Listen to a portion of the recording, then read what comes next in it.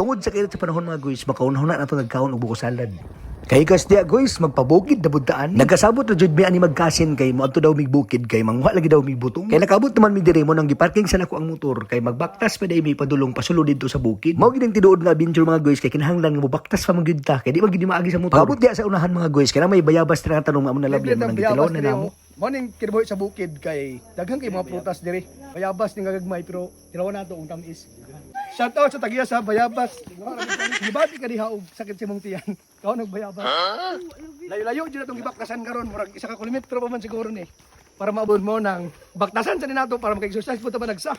Asa ni padulong kay wala na sila nga ana og baktas diri sa kasakag bukid. Mo nang ipanghangak man sila kay naman sila nagpuyo sa syudad. Murag layo-layo pa dito agian ba.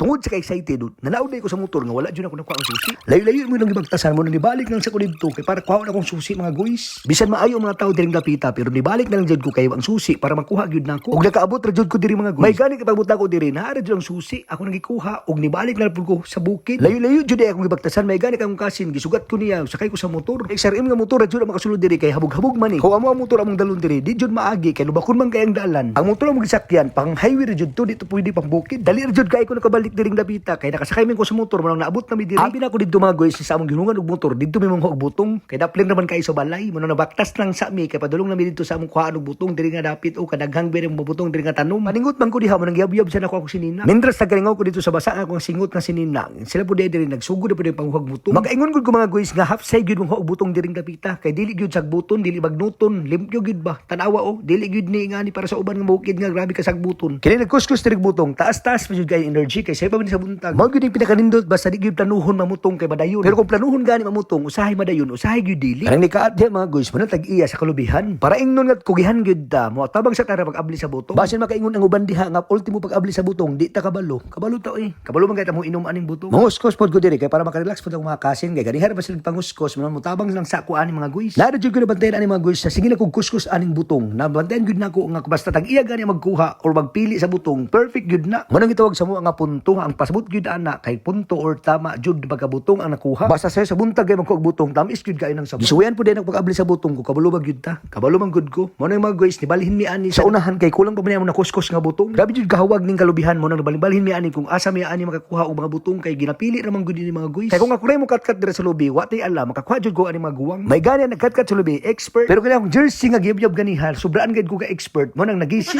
So, paglangan diha mga guys, kitimplahan na din ang butong. Tungod sa kapaspas sa pagmix sa ingredients sa akong kasin, wala ko kabalo kung sige pang sagol diri.